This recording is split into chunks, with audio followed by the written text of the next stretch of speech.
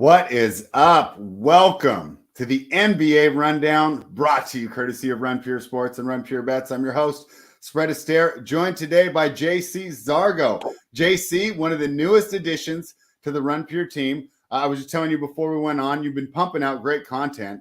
You're doing the articles, you're throwing picks in the Discord, but most importantly, you've been giving out winners. So I'm so excited to have you on the show today. We've messaged, but this is our first time talking, not in real life, but at least on the screen. And we are excited to have you here. Welcome to the NBA Rundown. How are you doing today?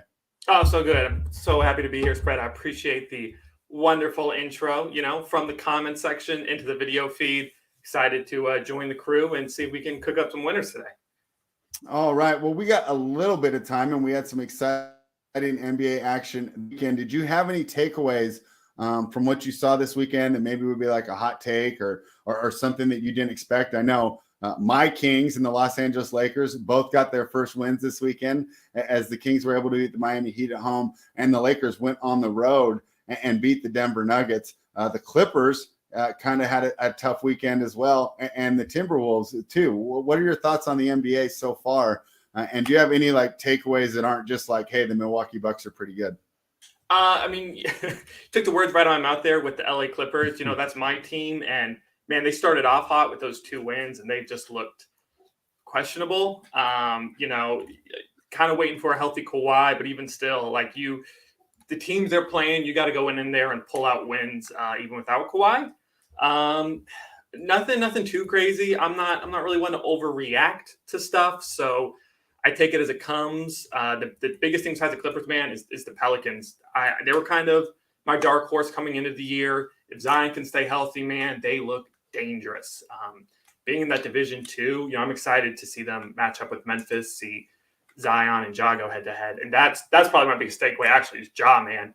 I don't know if you know this. Last season, the Grizzlies were the worst team defensively when Ja Morant was on the court, and the best team defensively when he was off the court. So that was one of those things we had to kind of fix coming into the season. And he's made the same level of progression this year. He's going to be dangerous. He might be my favorite for MVP.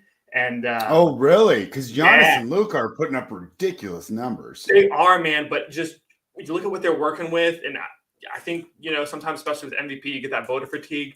They kind of want someone different.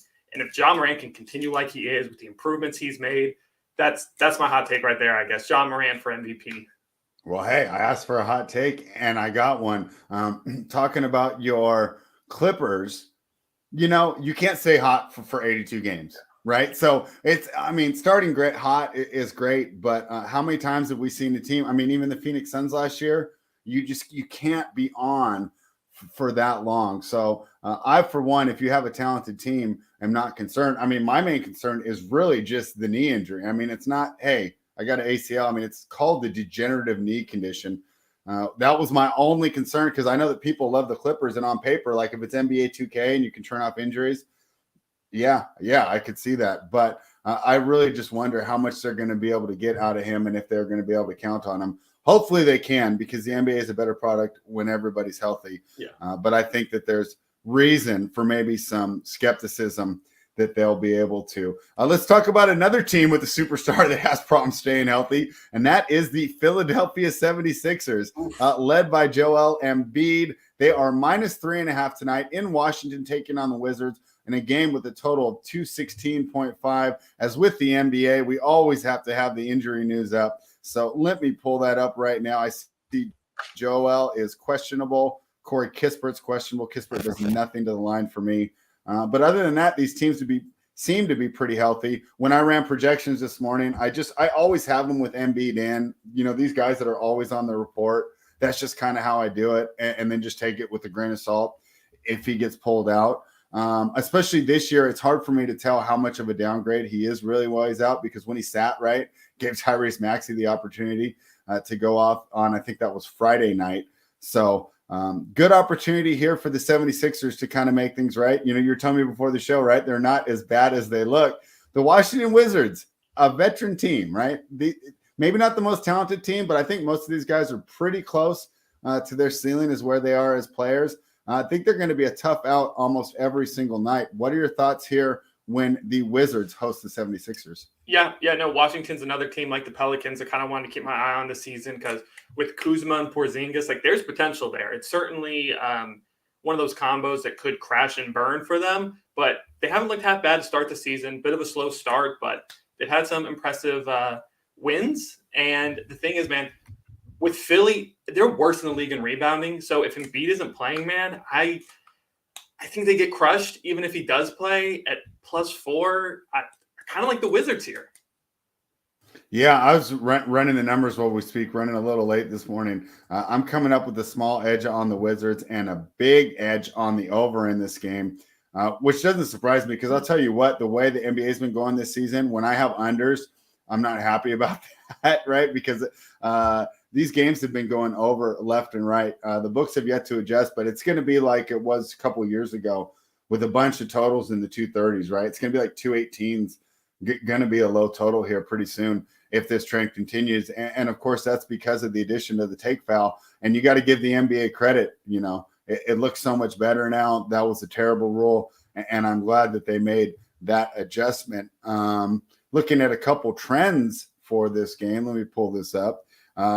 Philadelphia is actually 4-12 in their last 16 on the road in Washington, and they're 4-11 in their last 15 against the spread. Now, one of the other things you've been doing over at Run Pure is some player props. Have you had a chance to pull that up, or because when I looked this morning with Embiid being questionable, they didn't list a lot. Now that was at 6 a.m. my time. It's been 3 hours. Are you seeing any player props you might be interested in here? Yeah, I actually picked one right before we got on air. I was looking at it. I hate always jumping on like the big players like Embiid, just on top of the fact you don't know if he's going to play. It's always just such a close call. But the one I really liked was Maxey over 20.5 points, -111 payout. He's been on fire. He's gotten more opportunities with Harden there, you know. I really like it. So that's a great play. Over on points for Maxey. Also, even money play, Maxey over 2.5 threes. That's a bit of a tough play because you never know. He's either going to hit like 1 or he's going to hit 5. But at even money might be worth the play. All right, Tyrese Maxey. And you can't go wrong there. I mean, what a exciting thing for the Philadelphia 76ers and their fans to get a player of his caliber in there. And I think he fits well with Harden now. Harden, you know, still quick player, right? But he's slowed down a little. He's got that great burst that you love to see. So definitely gives them a dual backcourt, right? Almost like a thunder and lightning, right? With a good, you know, quick running back and then the bruiser. Harden more the bruiser. Maxey's got the burst and good backcourt there. It's just, you know, we've talked about it before. You got to stay healthy in the playoffs. And that's been an issue with Joel Embiid. So I expect him to see on the court tonight. How much do you think this line moves if he's out? 3 points? Does it go to like what, Wizards +1? Did I lose you here? Check. JC, can I hear you? All right, having a little bit of problems there with the JC's mic. Can you hear me, JC? Oh, great question.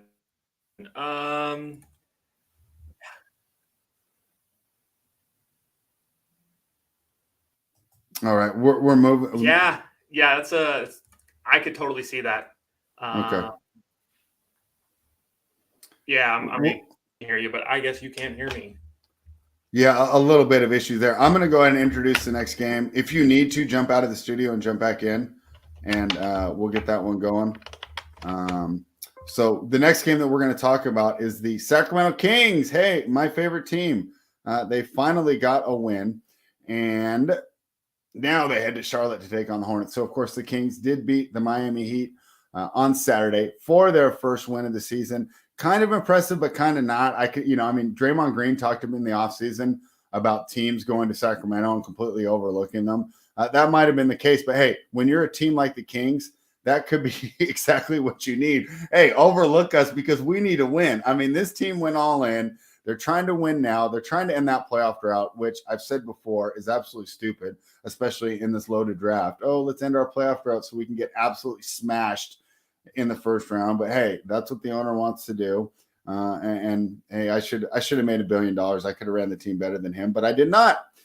So that's where we are. We're looking at a Charlotte Hornets team that's still missing LaMelo Ball, but has been feisty, and to me have played above expectations so far this season. So here we go. The Kings are taking a ton of money, and I can understand why, because they weren't getting blown out in their games that they lost. And so I can understand like numbers like the Kings. I still don't know. Coming off a big win, they're obviously a darling of the market. This line's moved 2 points since last night when it opened. It was -1 last night. It's -3 right now. My Sacramento Kings in Charlotte taking on the Hornets. Do you think they can get a road win tonight, or are the Hornets being overlooked? I kind of disagree with this market move here. +3 seems to be way too much for this Charlotte team. Yeah, I hate to break it to you, spread. I don't think they are. Hornets have looked really good this year, even without Rozier and Ball. I think they keep rolling with the plus points. I mean, why wouldn't you jump on that, considering how the Kings have started the season? I also really like the over in this one.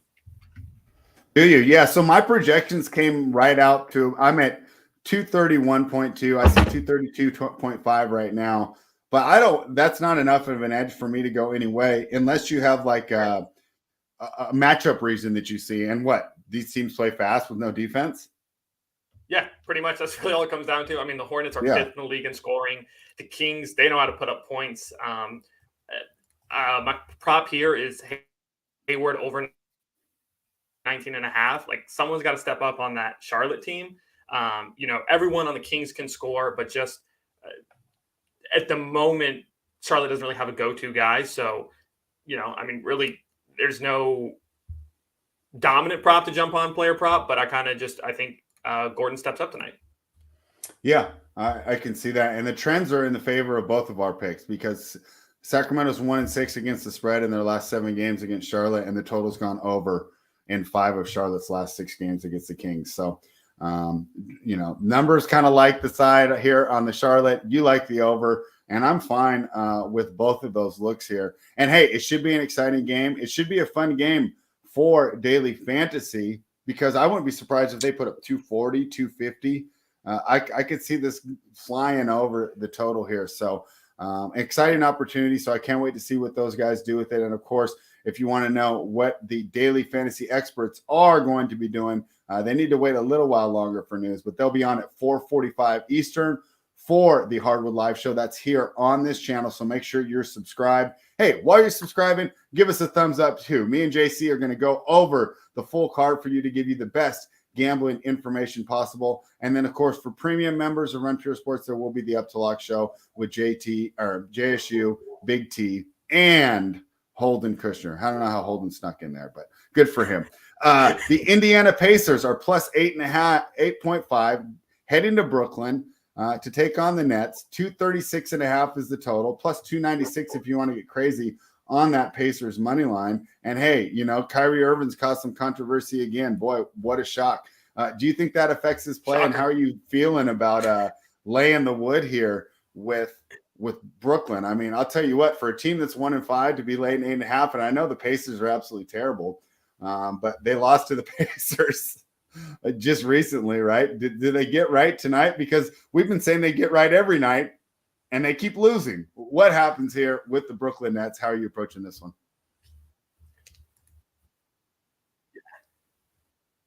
Did I lose you again? Okay, here we go. Yeah, no. Yeah. Yeah, I mean, Brooklyn kind of falls in that same category as the 76ers. Like, they're not really as bad as their record would suggest. You hear me? Yeah, it's going in and out, but we'll keep going with you. No? A little bit. You said they're not as bad as their record suggests. Nothing. Yeah, we're having a little problems here with JC again. Try jumping back in and jump back out, and then I'll go ahead and give my thoughts on this game. I'm throwing the numbers in the playbook right now.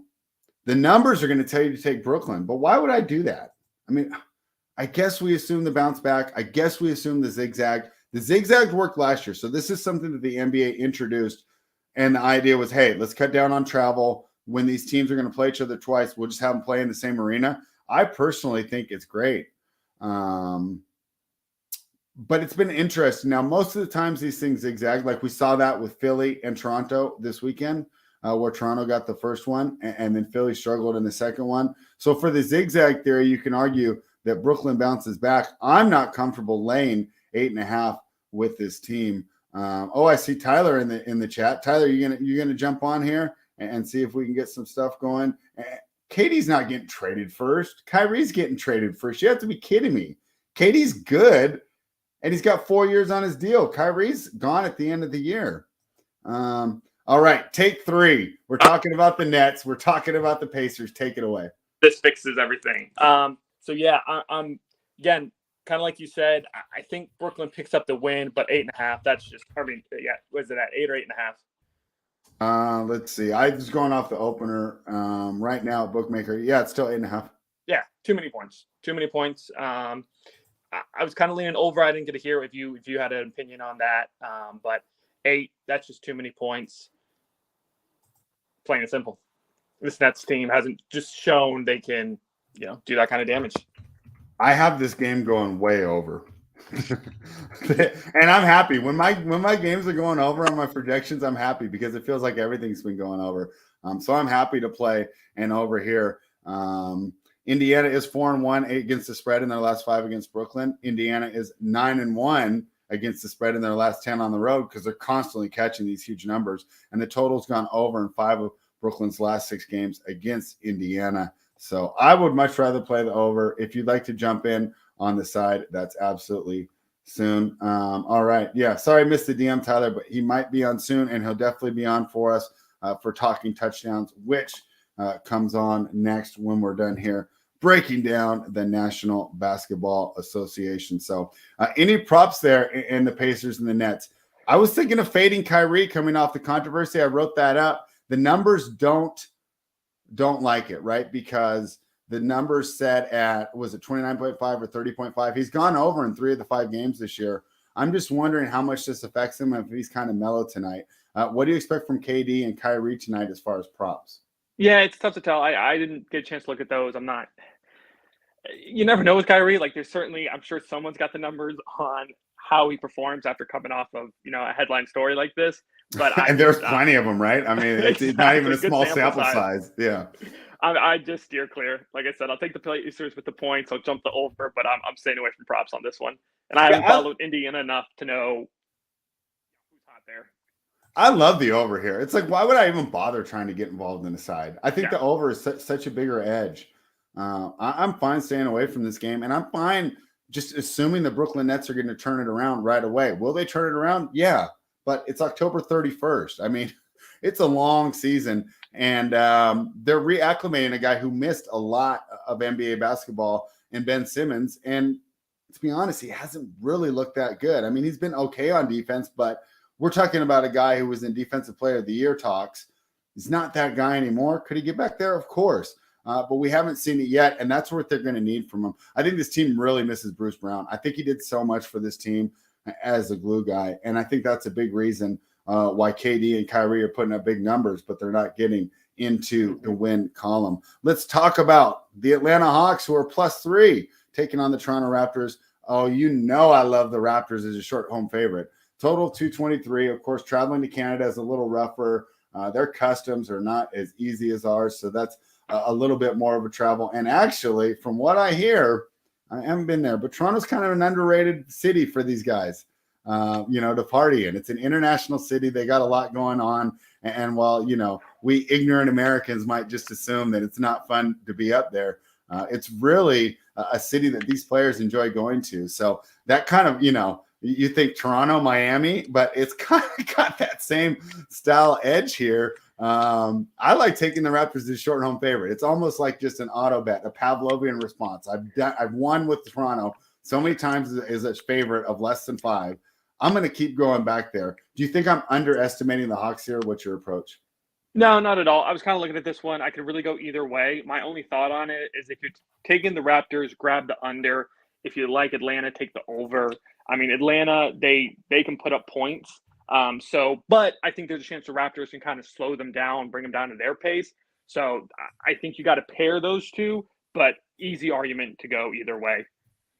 Yeah, my numbers have this coming pretty close on on the side. I do have this as a 4-point game. Now it's down to 3. So the Hawks have taken a little money. Are you surprised that the overnight market likes the Hawks? First of all, I think the overnight market in the NBA is pretty sharp. So I don't like fading these market moves. What do you think about the fact that the market does like Atlanta keeping this game close? Yeah, I think it will be. I think it'll be a close game, and the outcome could go either way. But I just looked it up. Atlanta, 109 is their lowest total, right? So I mean, these guys score. I Yeah. believe they're like 11th in the league. Raptors are like second to lowest in the league in scoring. So it's really just about who's going to control the pace. And if the market thinks it's going to be up tempo, then yeah, absolutely. I think Atlanta covers, no problem. Yeah, I think I might have adjusted this model too much because I'm putting these numbers in while we're doing it. I have almost every game going over. The only one I projected under so far is the Kings, and when I see that, I'm like, well, that's a mistake. Got to keep readjusting these things, so that should be a lot of fun. Let me talk to you about this addition of DeJounte Murray. Some of these things, like we just talked about Ben Simmons taking a little while to integrate. This seems to just be going right off the bat. Seemed great on paper, and it's looking great overall. What are your thoughts on the Hawks and their prospects this season? Seems like a great addition here, and these guys seem to be getting along right away. What do you think DeJounte Murray does for the Hawks' playoff outlook this year? Oh, he's fantastic. I mean, he's one of the guys. I was looking at his props. He hasn't quite been consistent enough for me to jump on it, but I mean, he's put up 20 points in almost every game. I mean, it's hard to come in like that and just get firing. He's been a stud. He could be exactly what they need in Atlanta, just kind of another shooter to take some of the pressure off of Young. He looks impressive, and if he can keep it up, yeah, they'll be a real threat in the East. Yeah, I think it's going to be pretty fun. And, this East is great. These top 8 teams really a little more depth. Now, I'd say like the West, like the play-in teams are better. Sure. But I think the top 8 can hang. It's not like in the old days, right, where the West was so much better than the East. So this should be a fun game here tonight. I'll take Toronto, even though, and that's probably more just off my experience than running the numbers and having them do that. Are you looking at any props? I know you talked about how much these Hawks score. That can be good for overs. DeJounte, Trey, John Collins. Is there any guys that we should be looking at from a player prop perspective? Oh yeah, you lost me again, didn't you? No, you're here. Keep going. We got you. Oh, did I lose you? Man, I think he cursed it. We had him until he asked that question. Let me give you a quick trend while he gets that reset. Atlanta is 1-4 against the spread in their last 5 games in Toronto. So it could be another reason. Go ahead. Hit me with those. Okay. Props. Let's go. Yes. Clint Capella, double-double, plus 200. He's kind of been, he's been getting his rebounds. He's getting pretty much 10 every night. His points have ranged a little bit, but he's right there. Plus 200, I think that's a great play. And then the other one I've been hitting on a lot is Trey Young, double-double. So his assists, I've kind of been getting him there, but that's about even money. If you want to parlay them together, it pays out like 432. And just, there's going to be some points, gives them ample opportunity for points, rebounds, and assists. All right. Well, that should be a lot of fun. Let's move on to our next game. It is the Detroit Pistons and the up-and-coming star, Cade Cunningham. Man, he's been putting up numbers. They got to be excited in Detroit building around this thing. But here's the deal, right? We get excited about these guys on the offensive end. And, of course, we all ball watch and we all watch offense. It's like, oh, this team's going to be good, right? They added a scorer in Bojan Bogdanovic.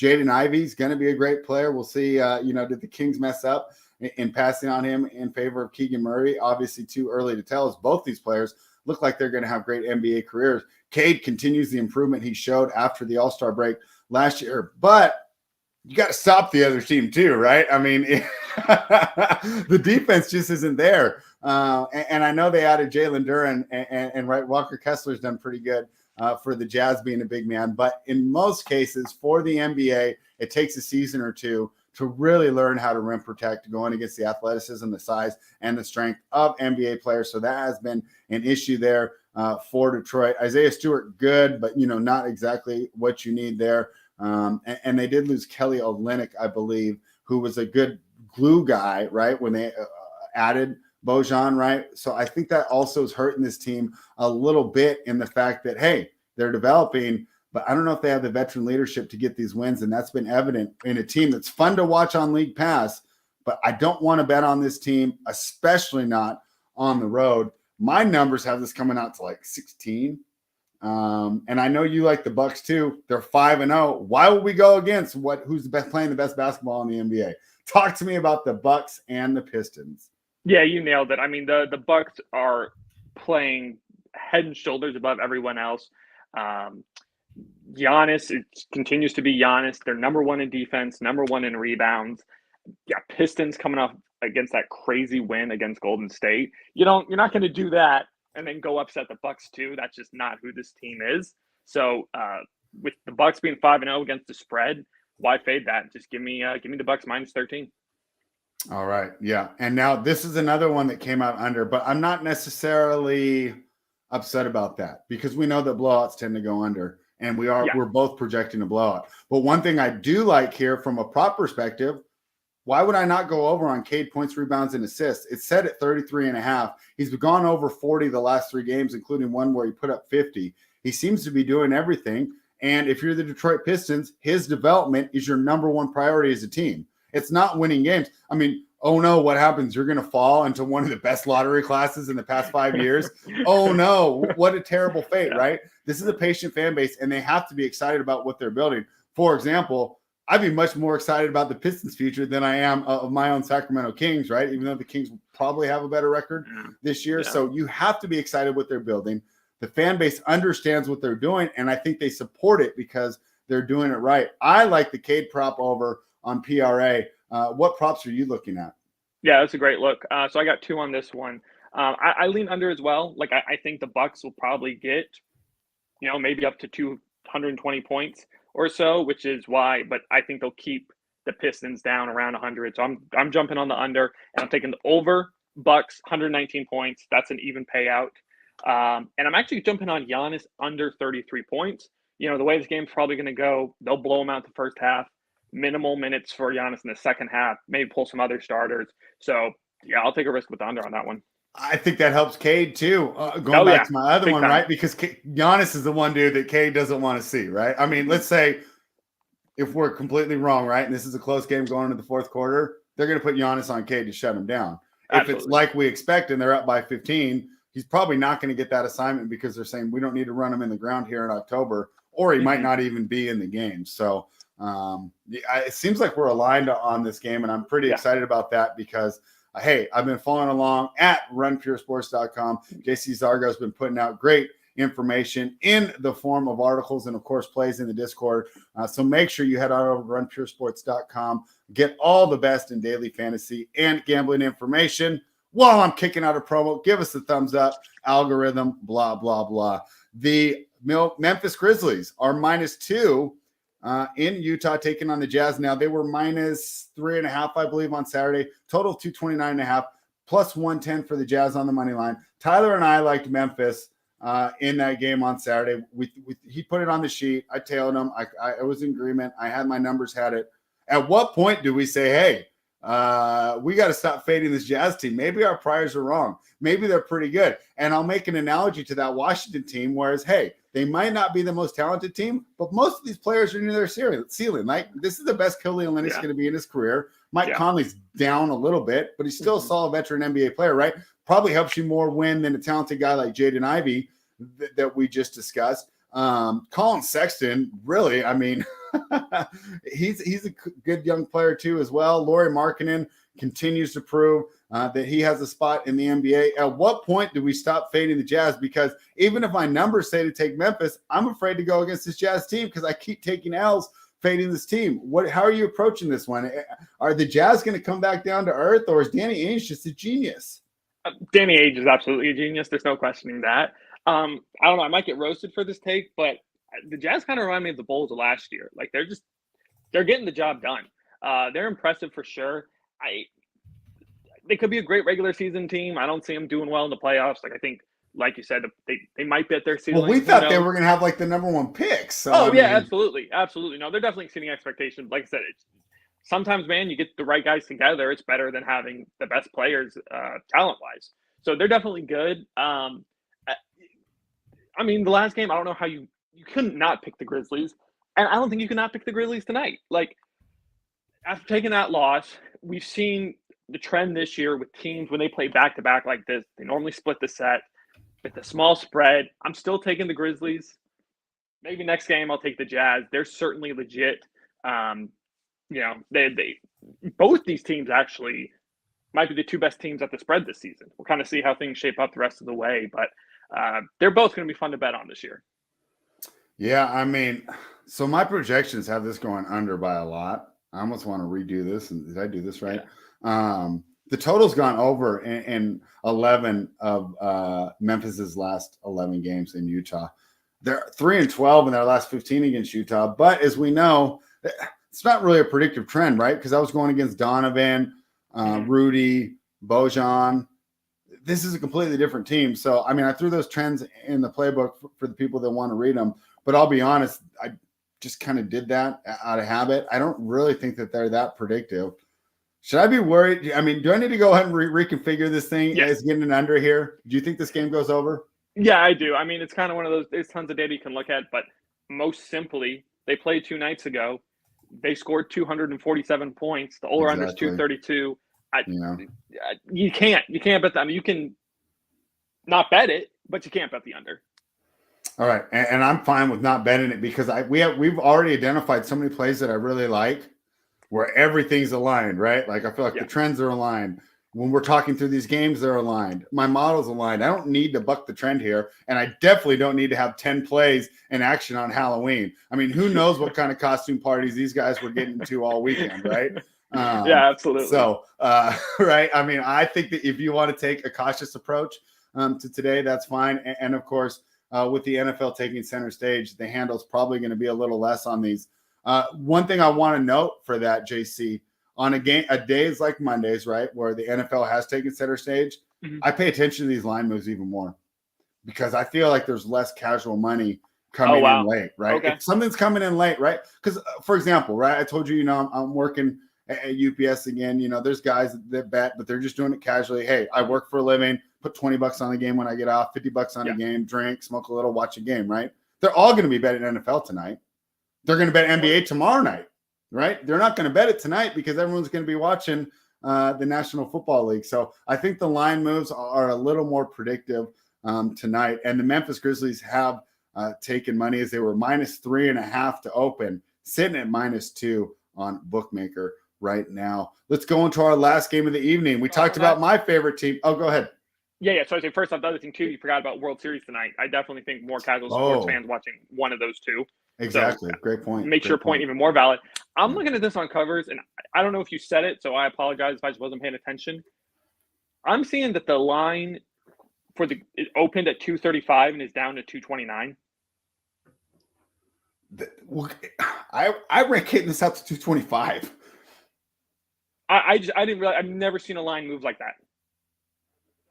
I'll keep an eye on it, see kind of how it develops through the rest of the day. But I didn't even notice the line jump that much.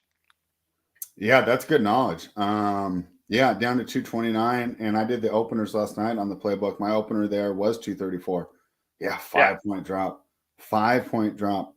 But like I said, my projections are coming up real low. The Grizzlies are a high-scoring team, but the Jazz have been a low-scoring team. So I can understand where that comes. I guess they assume in Utah with the altitude, the pace slows down. Also, we talked about zigzag, right? We're zigzagging on the side, coming back on the Grizzlies. The totals have zigzagged as well, too. We've seen plenty where we had 247 going back to the 220. So I'm fine staying away from the total on that game. But I think that's great knowledge, and that's something to keep an eye on moving forward because obviously a lot of guys that the books respect are coming in on the under. Your favorite team, the Los Angeles Clippers, laying 9.5 to the Rockets? Like, I know the Rockets are bad. That number seems too high. I'm going to throw the projections in right now. I'm running a little late today. But my guess is it's going to tell me to take the Rockets. Let me put those in while you break down this game. What do you think of the Los Angeles Clippers this evening? Yeah, no way. I mean, they're 1-5 at the spread, and you're going to tell me they're going to cover 10 points? I don't think so. They're at home, so that kind of helps them out. I got it 9.5. I'm sorry, I just put it in. And didn't they both play yesterday too? Let me double check. Lost to Phoenix, and the Clippers lost to New Orleans. Okay, yeah, They're playing back-to-back nights. Clippers stay at home. Rockets got to travel from Phoenix. There's just no way I'm taking this Clipper team to win by 10. I know the Rockets are nothing special this year. They look pretty flat. Definitely love that under for sure. But I don't know, man. I might stay away from the spread on this one. What do you think? Oh, I'm totally staying away from it. I'm coming out to an over. I'm seeing this as an over game. What do you think for that? I was kind of leaning under. I mean, Clippers are last in the league in scoring. Rockets are right down there. Knowledge. Okay. Yeah. Like Clippers averaging 100 points a game. You're telling me, what's it at now? I was looking at this one as 223. Did it drop? Right now on Bookmakers 224. Yeah.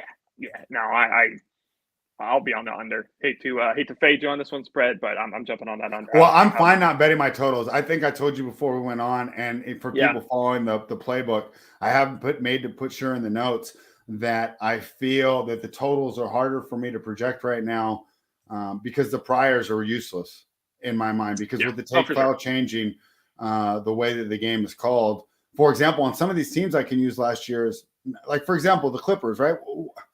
Kind of the same team, right? They added John Wall, right? But this was already a super deep team to begin with. Mm-hmm. Yeah. So I felt like using the priors, and like if Kawhi is out, well, most of my information from last year is with Kawhi out, right? Yeah. So I mean, I know how to adjust to this team. The Houston Rockets, they added, they have a nice young player in Jabari Smith, but really, their priority is the development of Jalen Green, get KPJ his shots, and let Şengün get some run with the second unit. I know Christian Wood's gone, but I feel like my priors are pretty close. I can adjust those. Yeah. But with these totals, I don't feel like any of the priors are valid. And then, so what am I going off? A 5-6 game sample size? Way too variant to really feel strong about, which is why, Rentier members will notice that I've had a lot more sides than totals on the sheet, but that will probably change as I feel more comfortable with this information. You talked about this Clippers being a low scoring team. Is this a spot maybe we throw some under props out there? What are you looking at? Yeah, absolutely. I mean, like it's because even in the 2 wins they had to open the season, they didn't blow out Sacramento or the Lakers. They're close games, and but same token, I could see this turning around and them, finally kind of putting it together and blowing out the Rockets like 120 to 99 or something. But I just, I'm not going to bet on that to happen until I see it happen at least once. Tons of great unders to jump on this one. Jalen Green, under 21.5, not a bad look. Paul George, his number's sitting at 23. That feels a little high. I think there's I'll have a best bets article come out tonight. I'll definitely have some of those props on it. So you can be able to look out for that in the next couple hours. How do you think the Rockets are doing on a rebuild? As a Kings fan, I'm kind of jealous of these teams like the Pistons and the Rockets that are doing it correctly, getting a bunch of young players, taking their lumps now, but letting these guys get a lot of usage and develop. Like, how close do you think the Rockets are to turning this thing around? It feels like to me, you get another year of development with these young guys. And then, if you see what you want to see in the second half of the season, you add some vets and this team could be ready to compete, as well as adding another high draft pick. And they got a Brooklyn pick coming too. That might end up being pretty good if these guys better than I thought. Yeah, can't turn things around. How do you feel about like the Rockets as a whole? If you were a Houston fan, I'm a Houston fan. Hey, what do you think of the team? Like, are we going to get this going soon? What do you think of the Rockets? I mean, the Rockets are they're a solid franchise. They're one of those teams kind of always they know what they're doing. But based on what I've seen, I like the rebuild going on in Orlando and OKC better. I think there's way more potential there. OKC, really? Oh, yeah. I mean, with Shea, and then once you get, okay, this is basing it off of them getting like a number 1 pick next year, and then having that number 1 pick, Holmgren and Shea Gilgeous. Okay. I don't know. Like I said, they're OKC. Their scouting team's incredible. They're always bringing in great pieces and stuff. Yeah, my concern for OKC is that they might have just damaged these guys too much by just tanking over and, like Marshawn Lynch over and over Yeah. and over, right? I mean, when do they actually say, like, we have enough talent, let's make a push here? So No, that's a really good point. I can understand that. Orlando, yeah, great. Paulo's looking great here. Pretty excited about that. So yeah, I can definitely see that, but I definitely like what Houston's done as well. Okay, you're back here. You're on the screen. I'm feeling great about that. So we've gone through each and every game, but now is the time of the show where we give out our best bets. Before we do that, guys, please give us a thumbs up, like the video, and if you're not a member, head on over to runpuresports.com. At least see what we have going on and giving you the best in daily fantasy and sports gambling information. With that out of the way, JC, it's time for your best bet of the day. Side, total, or prop. What do you like? Yeah. Can I give out 2? Is that all right? That's great. You can give out 5. I mean, people love picks. People love winners. Yeah. Again, I'm taking that Giannis under 33. Like I said, I like the team total over. That's gonna be a close call. So just give me Giannis under on points. Okay. And man, looking at that line movement again, I know we said the numbers dispute it, but sometimes you got to go with the gut pick. Seeing the number drop as much as it have, give me the over in Utah against the Grizzlies. I liked it at 232, so of course I love it at 229. All right, and I'm going to go ahead and go with the over with the Pacers and the Nets. I have this game absolutely flying over. I think it should be a high-paced game. Neither team has shown any ability to defend. I don't want to say willingness because that's unfair. I just don't think they have a lot of good defensive pieces because, and this is the same thing on why I don't like the Kings. You build a defense around your rim protector, and we saw, like in Utah over the last couple of years, a good rim protector, a good shot blocker can take away all these other mistakes, right? Just like in the NFL, a good quarterback can just take away all these, flaws in your offense, right? Same deal with the shot blocker, and neither of these teams really have it. I understand that they're trying to develop Nico Claxton, but he's not there yet. The Pacers do have Miles Turner back, but he's missed so much basketball. Not the guy that maybe we have in our mind, right? You watch Miles Turner, it's not the guy, and hopefully he's going to get back there. He's one of my favorite players. He seems to be like a really good guy off the court. Seems to be pretty easy to root for, and of course stuck in a tough situation. I think he's been on the trade block there in Indiana for a while, but neither of these teams really can get it done on the defensive end. And Indiana's another team, right, that's developing, right? They got Halliburton out there, Duarte, Mathurin, all kind of learning on the fly, which is tough, right? Learning on the fly against a guy like Kevin Durant, right, who cooks even the very best defenders in the NBA. So, hey, AP is going to love this because overs have been the way to go in the NBA so far this season. We're going to continue to ride that trend until it ends. So give me the over in the Brooklyn Nets and the Indiana Pacers. And there you have it. Happy Halloween to everyone. JC, so happy to have you on the show. Look like we're going to be bringing you back on Mondays. And I think that, great addition here. You're doing great work over on runpuresports.com. So if you guys haven't checked out the plays that he's been writing up, you need to, because you're missing out on having winners in your pocket. And you got a great bandwidth. He's doing multiple sports. He's giving them out. But let everybody know what you're going to be producing for Run Pure this week. Absolutely. Great question. So, and again, these articles are free. So even if you aren't a subscriber, you can check out the website. All my articles are free. Just head on over to Run Pure Bets. Check out the articles. I got a lot of NBA best bets going on this week. And I'm also doing a couple of Prize Picks articles. Prize Picks really cool for those of you that aren't in states that allow gambling. Prize Picks a great way to get on the action. And then a lot of football. Thursday night football. We got college football throughout the week and some NFL stuff for the weekend. All right. Well, thank you for having us on. We'll bring you back next week. And guys, I know there's a bunch of big Tyler fans in the chat, right? Every time he misses a show, I always get a DM. Tyler's not on the show. I'm not going to watch it. Well, hey, thanks for letting me know, guy. Like, all right, we get it. Tyler will be back with us on the NBA rundown, next Monday, but he also will be with us on Talking Touchdowns, which is going to go live here in 30 minutes. For those of you not familiar with the show, it's the one time that we kind of get to look back, right? I mean, we talked a little bit, but we actually spend a full show, which is something really rare that we do at Run Pure. Usually all we're doing, looking forward, giving out winners, but we have a lot of fun on that show. We talk about what we saw in football yesterday. But never fear, there's still winners, because then we're going to slide right in to Monday Night Football to end the show. And it's a great watch. I know that the Showdown show will go live at 3 p.m. and those guys are absolute studs. But you can't sleep on my guy Title. He gives out a captain every week, and he's been absolutely crushing with those captains. So make sure you tune in to see that. JC, do you have any words of wisdom for the people before we get out of here? Parlay at your own risk with all our picks. We got some great actions, but straight money wins money. Straight money wins money. Love it. Thank you, everybody, for joining us. Run Pure.